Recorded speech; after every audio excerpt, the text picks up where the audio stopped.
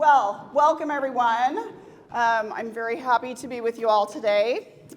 First and foremost, I want to thank Hugs for providing breakfast, and I don't want to take it home, so please eat.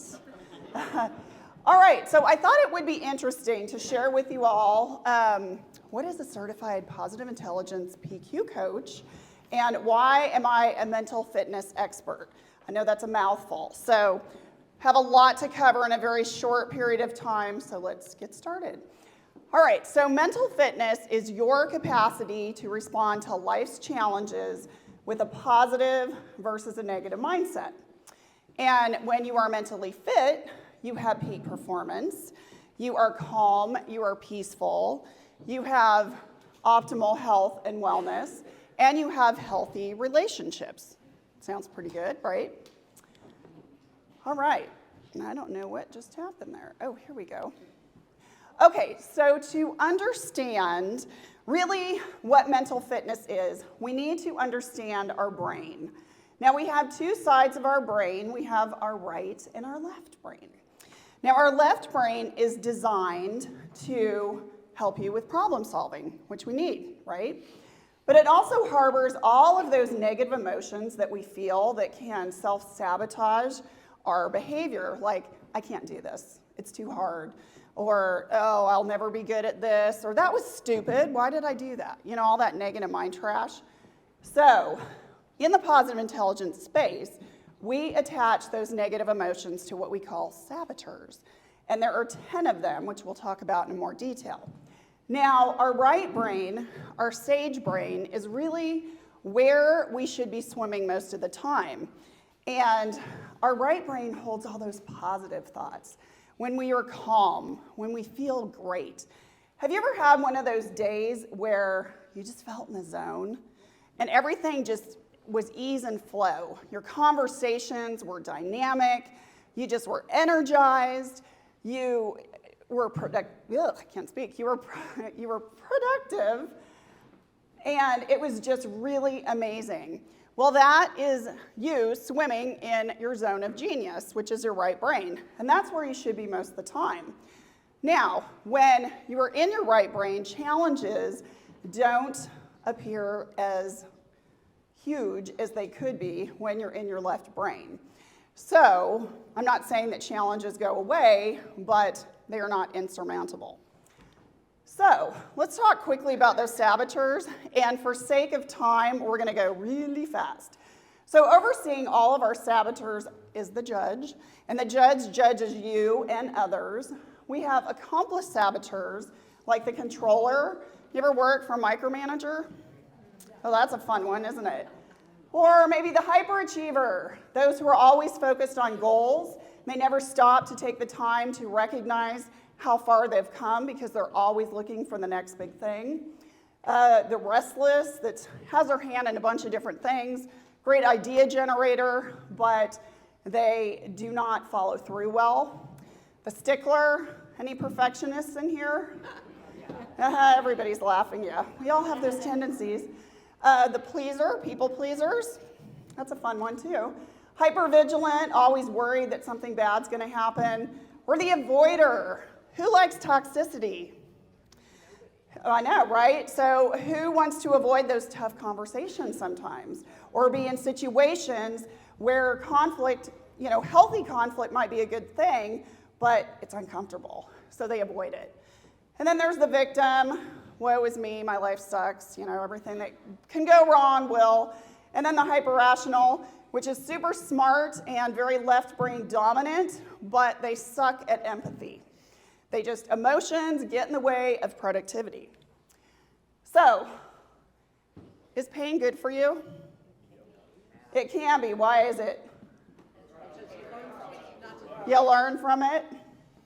Okay, so the reason I have this up here is if you allow yourself to swim in negative emotions more than a couple seconds, it's like putting your hand on a hot burner and letting it burn. Because what happens, the longer you leave it on there, you're just going to get fixated on it and you're not going to have clear-headed focus. You're going to go down a path that is not productive and healthy. So pain can serve as an alert, and that's a good thing, but it's not something you want to swim in for very long. All right, so talked about the right brain and the left brain. So if you're hijacked by those negative emotions and you want to get to the right brain where you have clear-headed focus, you're peaceful, you're calm, you're more productive, how do you do that?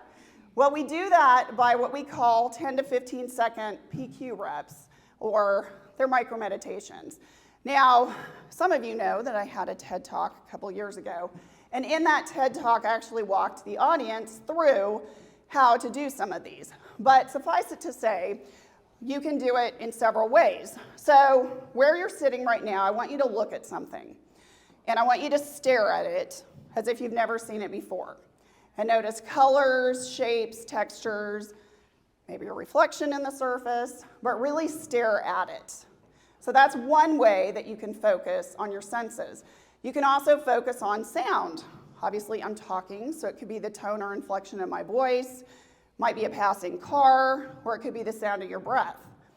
And it can also be your sense of touch. You could rub two fingertips together, or maybe stroke some fabric, or whatever it is. But what this does is it helps to quiet those negative thought patterns so you then can respond clearly if you're being confronted by somebody or if you're really stressed.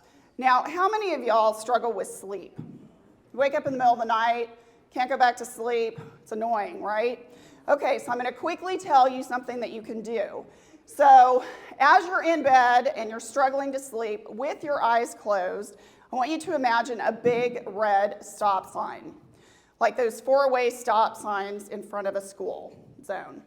And I want you to say to yourself with your eyes closed, stop, stop. So what you're doing is you're commanding your brain to stop the mind chatter. And then you can focus on your breath. But this is how you're going to do it. You're going to inhale, and as you inhale, you're going to say the word so, S-O. And when you exhale, you're going to say the word hum, H-U-M. So, hum. So, hum. Now, why you say so and hum is because that is a sound that your lungs make when you are in your deepest sleep. And we call that deep delta sleep. So, hum. And if your brain starts to manufacture a bunch of chatter again, then stop focusing on the breath, notice that stop sign, and command your brain to stop. So that's one way that you can do it. And I will tell you, people who have tried this, it does work. All right, so those are PQ reps. Yes, I know, it's kind of weird, huh? So I know a lot of you are connected to me, but if you're not, I encourage you to join me in one of these social media areas. Now, one thing I want to mention, if this has piqued your interest in any way, I offer a 6-week positive intelligence course that takes a deep dive into what we talked about. Now, there is an assessment that you would take that would identify your top saboteur traits, and it's very eye-opening. You might have noticed some of them already, but it will really enlighten you on how your thought patterns impact your behavior, and so that you can quiet those and then really shift to that sage perspective where you have peace of mind, you're more productive, you're happier, healthier. And with that, I am done. Does anybody have any questions? Kathy? So some of those saboteur traits, they can be positive traits, like that can help you, but they can go to the extreme too. So, like being an achiever, that can be helpful, but is it to the extreme that it's Yes. a saboteur? How does that work? You're very perceptive, yes. So all of those saboteur traits, except for the judge, actually stem from a positive sage perspective. But when taken to the extreme, it's gone too far. Like the controller, for example. You can't let people just run wild in an organization. You have to exercise some kind of control. But the thing is when you become a micromanager and you don't allow people to do their jobs, then it goes in the other direction. So it's exactly what you said. It's a good thing that it's just gone to the extreme. Anybody else? Yes, Susan. On your 6-week positive assessment tour, is it self-guided or are you helping us along with that? So it includes like an hour's worth of video training. You get an app with it, which is really cool. And then you do like 15 minutes worth of exercise each day. And then once a week, you will have a one-to-one training with me that will be like a debrief. Time's up. All right. Thank you all very much.